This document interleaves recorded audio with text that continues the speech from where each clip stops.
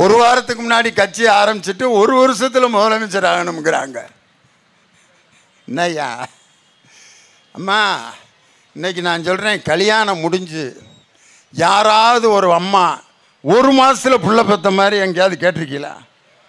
கல்யாணம் முடிஞ்சிருச்சு, மே மாதம் 19ஆம் தேதி கல்யாணம், ஜூன் மாதம் 20ஆம் தேதி எங்கே புள்ள அப்படின்னு கேட்டால் அது எப்படி ஒரு மாதத்தில் புள்ள பிறக்கும்?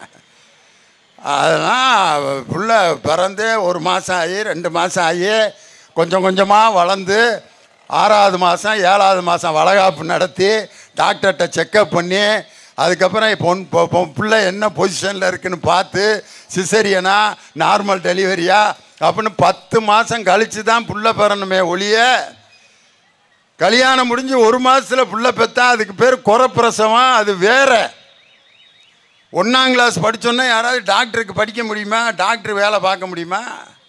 1ஆம் கிளாஸ் படிக்கணும், 2ஆம் கிளாஸ் படிக்கணும், 3, 4, 5, 12 வரைக்கும் படித்து நீட் தேர்வு எழுதி அதுக்கப்புறம் MBBS 5 வருஷம் படித்து அதுக்கப்புறம் டாக்டராக அசிஸ்டண்ட்டாக வேலை பார்த்து அதுக்கப்புறம் தான் நோயாளியை கையில் கொடுப்பேன்.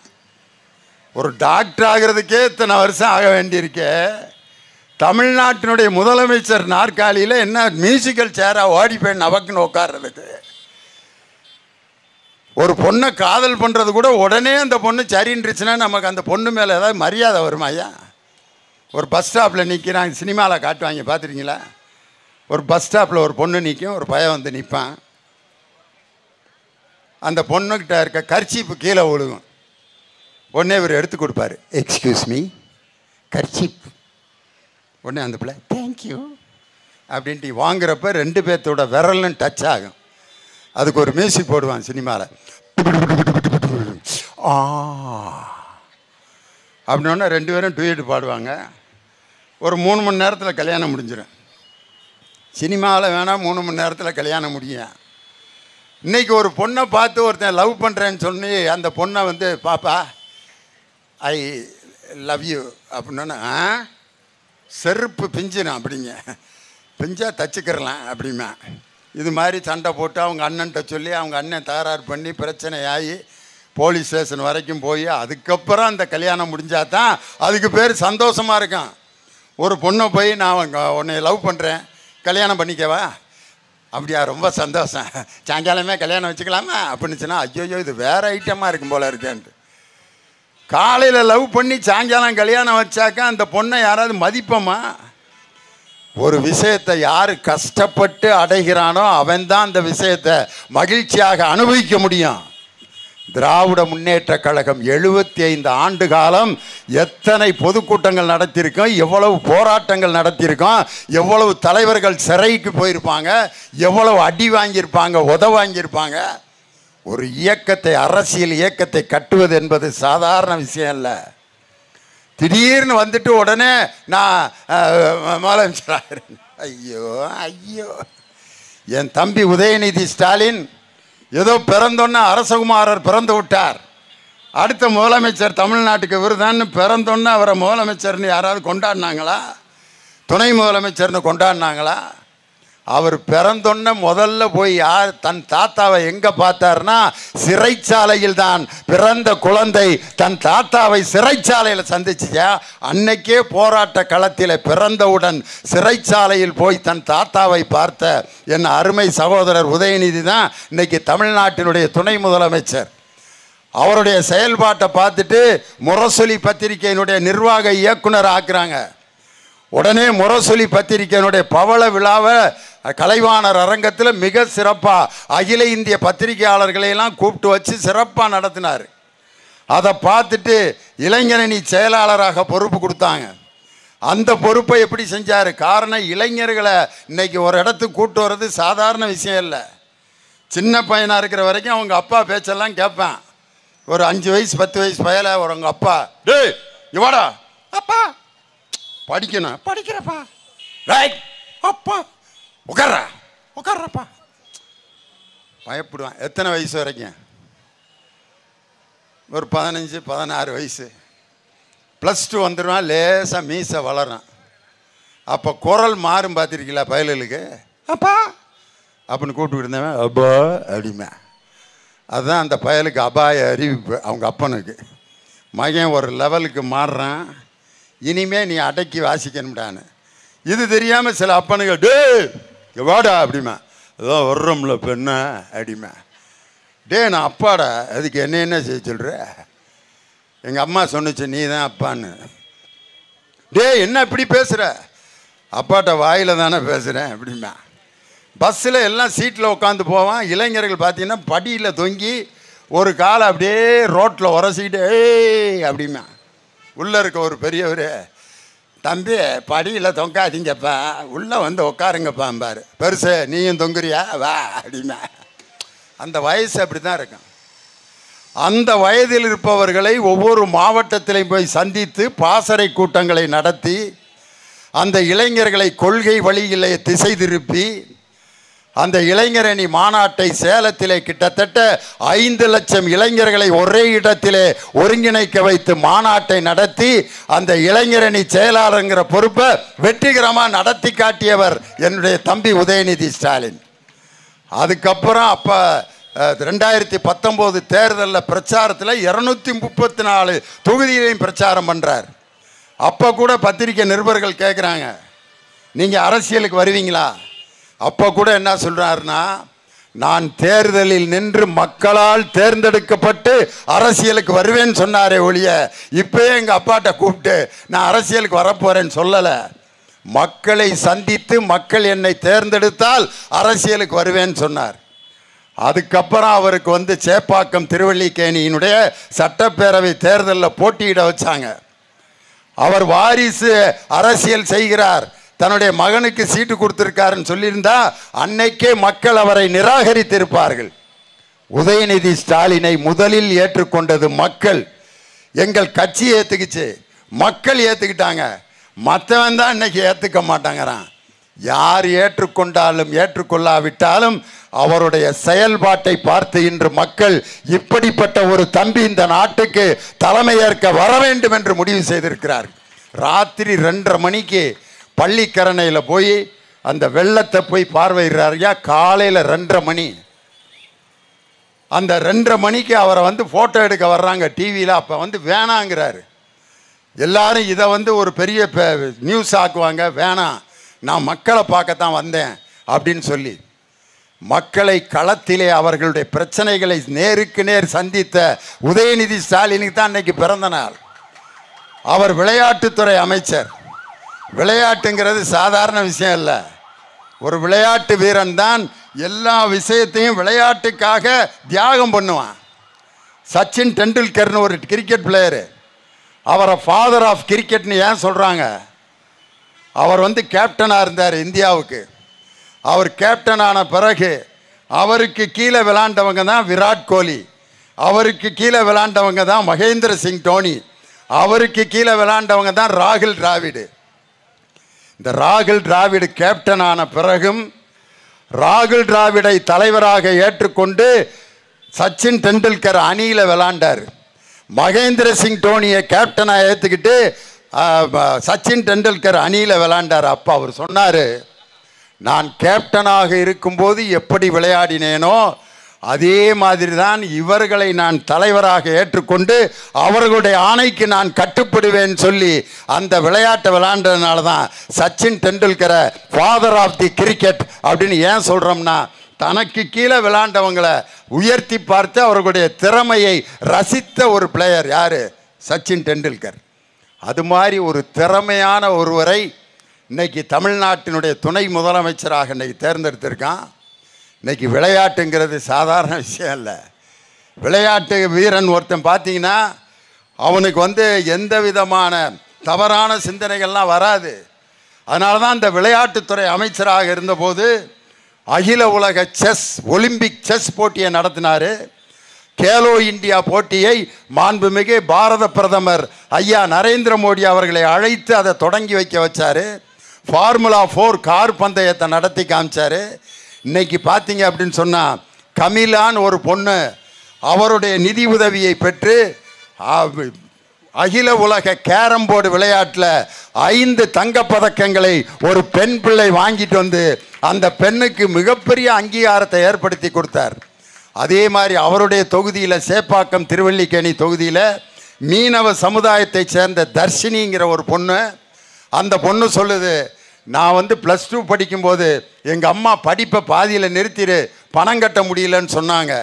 ஆனால் நான் முதல்வன் திட்டத்தில் என்னை சேர்த்து இன்னைக்கு ஏரோநாட்டிக்ஸ் இன்ஜினியரிங் முடிச்சுட்டு இன்னைக்கு ஏரோநாட்டிக்ஸ் கம்பெனியில் நான் வேலை பார்க்குறேன். நான் ஒரு மீனவ குடும்பத்தை சேர்ந்தவன் சொல்லி மக்களுக்கான திட்டங்களை எல்லாம் தன்னுடைய தொகுதியில் சிறப்பாக அமுல்படுத்தி அதுக்கப்புறம் விளையாட்டுத்துறை அமைச்சராகி அந்த விளையாட்டுத்துறையும் சிறப்பாக செய்ததனால் இன்னைக்கு தமிழ்நாட்டின் துணை முதலமைச்சராக நம்ம உதயநிதி இன்னைக்கு பொறுப்பேற்றிருக்கிறார். இன்னைக்கு சகோதரிகள்லாம் ரொம்ப சந்தோஷமாக இருக்கிற காலம் நம்ம திராவிட மாடல் ஆட்சி. காரணம், ஒரு காலத்தில் பெண்களை பற்றி சினிமாவிலெல்லாம் பாட்டு எப்படி எழுதுவாங்க, பழைய தியாகராஜ பகதூர் பாட்டெலாம் பெண்களை பற்றி எழுதுகிற பாட்டு, காதல் பாட்டெலாம் கேட்டால் உங்களுக்கு புரியாது. இப்போ நான் ஒரு காதல் பாட்டு பாடுறேன், ஏதாவது விளங்குதான்னு பாருங்கள். எங்கள் அப்பா எங்கள் அம்மாவை பார்த்து லவ் பண்ண பாட்டு அது. அந்த பாட்டை பாடுறேன். வதனமே சந்திர பிம்பமோ மலர்ந்த சரோஜமோ, வதனமே சந்திர பிம்பமோ. இன்றைக்கி ஒரு கதாநாயகன் இந்த பாட்டை பாடினான்னா அந்த புள்ள ஓடி போயிடும். டேய் என்னை விடுறா, இதே மாதிரி வாழ்நாள் முழுவதும் பாடியே என்னை கொண்டு விடுவோம் போல இருக்குன்னு. ஒரு காலத்தில் வதனமே சந்திர பிம்பமான்னு பாடினான் பெண்ணை பார்த்து. அதுக்கப்புறம் திராவிட எழுத்தாளர்கள் என்னைக்கு சினிமாவில் பாட்டு எழுதுனாங்களோ அன்னைக்கு தான் நல்ல தமிழ் சினிமா பாட்டு, பெண்களை வர்ணிக்கிற பாட்டெலாம் வந்துச்சு. கண்ணதாசன் எழுதுகிற ஒரு பாட்டு எம்ஜிஆர் பாடுவார் ஒரு படத்தில், மானல்லவோ கண்கள் தந்தது, மயிலல்லவோ சாயல் தந்தது, தேனல்லவோ இதழை தந்தது, சிலை அல்லவோ அழகை தந்தது அப்படிம்பார். சிவாஜி கணேசன் எப்படி பாடுவார், அடே அப்பா, அம்மாடி பொண்ணுக்கு தங்கம் மனசு, பொங்குது சின்ன மனசு, கண்ணுக்கு 100 வயசு, அவ சொல்லுக்கு 4 வயசு, சொல்லுக்கு 4 வயசு. இது சிவாஜி கணேசன் பாடுறது. இப்போ எப்படி பாடுறாங்க தெரியுமா பெண்களை பார்த்து? அங்கே ஒரு அம்மா சிரிச்சிருச்சு, அதுக்கு என்ன பாட்டை நான் சொல்ல போகிறேன்னு கண்டுபிடிச்சிட்டாங்க. ஏ சில்லாஞ்சிருக்கியே என்ன கொல்லுற அரைக்கியே, ஏ சில்லாஞ்சிருக்கியே என்ன கொல்லுற அரைக்கியே, அப்படி சில்லாஞ்சிருக்கியே என்னை கொல்லுற அரைக்கியேங்கிறான். முன்னால் என் மனசை புழிஞ்சு புட்டிய, பின்னால் என் மனசில் உறைஞ்சி புட்டிய அப்படின்னு, புழிஞ்சு புட்டிய உறைஞ்சி புட்டியன்னு. இன்னொரு பாட்டை பார்க்கணும், சிர்னிக்கி சிரிக்கி ஜீனா ஜிரிக்கி சிரிக்கி நடந்தா தின்னா கித்தா சிரிக்கிங்கிறான் பெண்ணை. இப்போ ஒரு லேட்டஸ்ட்டு சாங்கு, அடாடாடா சப்புன்னு அந்த பிள்ளை அறையும் அவனை, நல்லா அடி அப்படின்ட்டு ஒரு பாட்டு பாடுவான். நீ இருக்கிறது ஓலை கொட்டாயா, சும்மா நடக்கிறது தவளை கட்டாயா, மஜாவா இனிக்கிறிய பஞ்சு முட்டாயா, ஆமாம் பஞ்சு முட்டாயா, ஜோஜாவா படுத்துக்கிறேன் ஓமடியில் தாஞ்சு, தாஜாவா இருக்கிறிய வாட்டர் பாக்கெட்டு மூஞ்சி அப்படிங்க. ஒரு பொண்ணோட முகம் வாட்டர் பாக்கெட்டு மாதிரியா இருக்கான். ஆனால் பெண்கள் பார்த்தீங்கன்னா, சாமி எடுத்துக்கிட்டிங்கன்னா கல்விக்கு கடவுள் சரஸ்வதி, செல்வத்துக்கு கடவுள் லட்சுமி, வீரத்துக்கு கடவுள் பார்வதி. அதே மாதிரி சினிமாவில் பார்த்தீங்கன்னா அப்படி வர்ணிப்பாங்க. ஆனால் அதே பெண்ணை எப்படி கேவலப்படுத்திலாம் பாடுறான் பாருங்க. இன்றைக்கி ரோட்டில் போகிறப்போ ஒரு அம்மா ஸ்கூட்டரில் போகுது, பின்னாடி வர்றவன் அந்த பொண்ணு ஓவர்டேக் பண்ணிருச்சுன்னு ஏய் ஏய் விட்டாதரா அப்படிங்கிறான். அந்த பொண்ணு முன்னால் ஓவர்டேக் பண்ணி போனதா இவனால் ஜீரணிக்க முடியல. ரோட்டில் ஒரு 10 அடி தன்னை முன்னால் ஒரு பொண்ணு போனதை கூட இன்னைக்கு வரைக்கும் ஆண்களால் ஜீரணிக்க முடியல. இன்றைக்கும் கல்யாணம் முடித்த பெண்கள்லாம் இருக்கீங்களே, கல்யாணம் முடித்தவங்கிற அடையாளம் பூரா நீங்கள் தான் வச்சுருக்கீங்க. ஆம்பளைய கல்யாணம் முடித்ததுக்கு ஏதாவது ஒரு அடையாளம் இருக்கா அவங்க கையில்? ஒன்று ஒரு மொழி மட்டும் வச்சுருப்பேன். அந்த அப்படியே ஐயா கல்யாணம் ஆயிடுச்சா, எப்படி கண்டுபிடிச்சேன், முழிக்கிற மொழியிலே தெரியுதில்ல கல்யாணம் ஆகி 15 வருஷம் ஆகுதுன்னு. அதனால தான் கல்யாணம் ஆன ஆளுகளை பேமொழி மேன் அப்படின்னு ஏன்னு சொல்கிறான்னா, பேமொழி முழிச்சுக்கிட்டு உட்காந்துருப்பேன், வேறு ஒன்றும் கிடையாது. அதனால தான் எல்லா கலாச்சார அடையாளங்களையும் நீங்கள் தான் தாங்கி வச்சுருக்கிறீங்க. ஒரு ஆணுக்காக இங்கே ஒரு பொட்டு இங்கே ஒரு பொட்டு வச்சுக்கிட்டு அதை பத்திரமா பாதுகாக்கிறது. மறந்துட்டு வந்துருச்சு அந்த பொட்டை, திரும்பி உள்ளே ஓடி போய் அப்படின்னு வச்சுட்டு முடியாது. பூ வைக்கிறது என் வீட்டுக்காரருக்காகத்தான் இந்த பூவை வைக்கிறேன். தாலி நீங்கள் தான் பாதுகாத்து வச்சுருக்கீங்க. ஆம்பளை கழுத்தில் மட்டும் தாலின்னு ஒன்றை கட்ட விட்டுருந்தா ஒருத்தன் கழுத்தில் 1 கிராம் இருந்திருக்குமா? இன்றைக்கி 1/2 கிராம் இருந்தால் கூட போய் வச்சு கட்டிங்க போட்டுருவேன். வாங்கிட கயிறு மட்டும் இருந்தால் போதும் அப்படிமா. இருந்தாலும் உறுத்துது, நசநசன் இருக்குன்னு பிச்சிருவேன். ஆனால் என்னுடைய சகோதரிகள் தான் அதை பத்திரமா பாதுகாத்துட்டு இருக்கீங்க. அவன் எவ்வளோ பெரிய கொடுமைக்காரனாக இருந்தாலும் அந்த கைத்தை விட்டு கொடுக்காதியா. கோயிலில் கொஞ்சம் குங்குமம் கொடுத்தா வாங்கி இங்கே கொஞ்சம் வச்சு இங்கே கொஞ்சம் வச்சு அந்த தாலி கொடி எடுத்து அதில் ஒரு அமுக்கி. நான் ஒரு அம்மாவை கேட்டேன், எதுக்குமா அதில் குங்குமம் வைக்கிற? அதில் அவர் இருக்கார், அதனால தான். அதில் அவர் இருக்கார் அந்த மஞ்சள் கயிற்றுல. அவன் தண்டி இருப்பான், கொட்டா புளி சேர, அவன் புளி கூட்டம் ராமசாமி மாதிரி. அவன் இந்த மஞ்சள் கயிற்றுல இருக்கான் நம்பிக்கிட்டு பாதுகாத்து இன்னைக்கு வச்சுக்கிட்டு இருக்காங்க பாருங்க.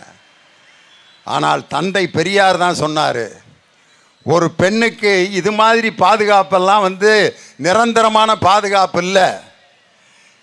இன்னைக்கு 1973ஆம் ஆண்டு என் தானை தலைவர் டாக்டர் கலைஞர் போட்ட ஒரு கையெழுத்து, இன்னைக்கு ஆண்கள் போலீஸ்காரங்களா நிற்கிற அதே காக்கி பேண்ட் காக்கி சட்டை ஷூவை போட்டுட்டு என் சகோதரி அப்படி நிற்கிறாங்க பார், கெச்சுன்னு. வெறும் கான்ஸ்டபிளா இல்லை, எஸ்பியா டிஎஸ்பியா ஒரு பெண் கையில் துப்பாக்கி வச்சுட்டு நிற்கிது. ஒரு ஆம்பளைய அந்த எஸ்பி அம்மா கூப்பிடுறாங்க, ஹேய் அப்படின்னு, அம்மா அப்படிங்கிற, இவா சொல்லுங்கம்மா எங்கே போகிற, ஊது. அந்த அம்மா ஊத சொல்லுது, ஏறு வண்டியில். அவன் ஒரு பொம்பளை நம்மளை வண்டியில் ஏற சொல்லுதுன்னா எதை பார்த்து பயப்படுறான்னா, பின்னால் சொறி இருக்காங்க பற்றியா துப்பாக்கி, அதை பார்க்குறேன். ஆனாம்டான். ஒரு பெண் கையில் என்று ஆயுதம் வழங்கப்படுகிறதோ அன்றுதான் அவள் உண்மையிலே தைரியசாலியாக இருப்பாள் என்று குனிஞ்சதல நிமிராம அடக்க ஒடுக்கமாக இருந்த பெண்களை இன்று காவல்துறை அதிகாரிகளாகவும் கலெக்டர்களாகவும் மாற்றி ஆட்சி திராவிட மாடல் ஆட்சி. இன்னைக்கு தமிழ்நாட்டில் 22 கலெக்டர்கள் பெண் கலெக்டர்யா. இதெல்லாம் யார் சாதிச்சது? திராவிடம் என்ன செய்துன்னு கேட்குறாங்களே அந்த குரூப்புகளுக்கெல்லாம் இன்னைக்கு நான் சொல்கிறேன், 22 பேர் மாவட்ட ஆட்சியர்கள் பெண்கள், 11 மேயர்கள் பெண் மேயர். யார் சாதித்த சாதனை இதெல்லாம்? அது மாதிரி பெண்களை அடக்க ஒடுக்கமாக இருக்கணும், அச்சம் மடம் நாணம், அவங்க வெக்கப்படணும், படிக்கக்கூடாது, குனிஞ்சதலை நம்புறாமல் நடக்கணும், அப்படின்லாம் இருந்த காலத்தை மாற்றி பெண்களுக்கு ஓட்டுரிமையை சட்டமாக்கிய ஆட்சி திராவிட முன்னேற்ற கழகத்தினுடைய தாய் கழகமான நீதி கட்சி கொடுத்தாங்க. பெண்களுக்கு முதல்ல ஓட்டு போடுற உரிமை அவங்களுக்கு தான் கொடுத்தாங்க. பெண்களும் தாழ்த்தப்பட்டவர்களும் பேருந்தில் பயணம் செய்யலாம் என்று இன்னைக்கு தியாகராய நகர்ன்னு சொல்கிறோமே, அந்த தியாகராய செட்டியார் என்ற அவர் முதலமைச்சராக இருக்கும்போது போட்ட ஜீவோ தான் பெண்களும் தாழ்த்தப்பட்டவர்களும் அனைவருக்கும் சமமாக பேருந்தில் பயணம் செய்யலாம், செய்யாட்டி பேருந்தின் உரிமம் ரத்து செய்யப்படும் ஜீவோவில் கையெழுத்து போட்டார். அந்த தியாகராய நகர், அந்த தியாகராயரெல்லாம் தொட்டு கும்பிடணும். நம்ம ஜாதி அடிப்படையில் இடஒதுக்கீடு வழங்க வேண்டும் என்ற அந்த ஜீவோவை உருவாக்கியதும் நீதி கட்சி தான்.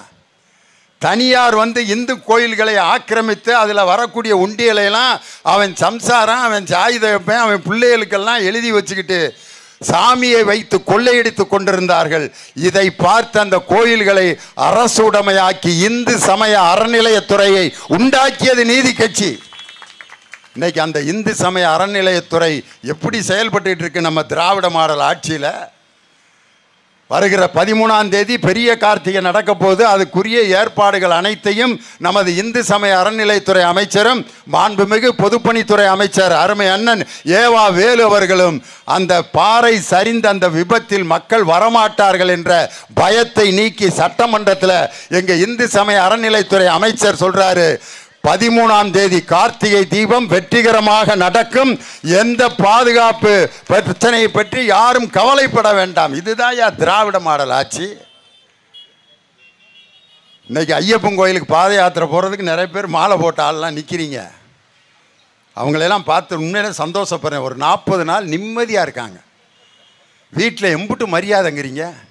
சாமி உட்காருங்க சாமி, சாமி சாப்பிடுங்க சாமி, சாமி சோறு எடுத்து வைக்கிட்டீங்க சாமி, வேட்டியை துவைச்சி போட்டேன் சாமி, துண்டு விரிச்சு கட்டி போட்டுமா சாமி, சாமி காப்பி குடிங்க சாமி, சாமி கோயிலுக்கு எப்போ சாமி போகிறீங்க, சாமி பூஜைக்கு போயிட்டு வந்துட்டீங்களா சாமி, பஜனைக்கு போகலாமா சாமி. யார்? மனைவி. அவன் பூரிச்சு போகிறேன். ஐயப்பா இன்னும் ஒரு 3 மாதத்துக்கு இந்த மாலையை நீட்டிக்கப்படாதா? என்ன மரியாதை! கேட்டதெல்லாம் உடனே வருது. ஒரே ஒரு பிரச்சனை, நினச்சதை சாப்பிட முடியல, அவ்வளோதான். அதை கூட நான் இப்போ தியாகம் பண்ணுறேன். அதுவும் இந்த 7 மணிக்கு தான் ஐயப்ப பஜனையெல்லாம் போடுவாங்க. ஏன் தெரியுமா 7 மணிக்கு போடுறாங்க? அதுதான் சோதனையான நேரம். அது இந்த மழை நேரத்தில் 7 மணி. அந்த நேரம் பார்த்து தான் ஒருத்தன் நல்லா வந்து நம்மள்கிட்ட ஐயப்பன் கோயில் மாலை போட்டவர்கிட்ட பேசுகிறேன். மாப்பிள்ள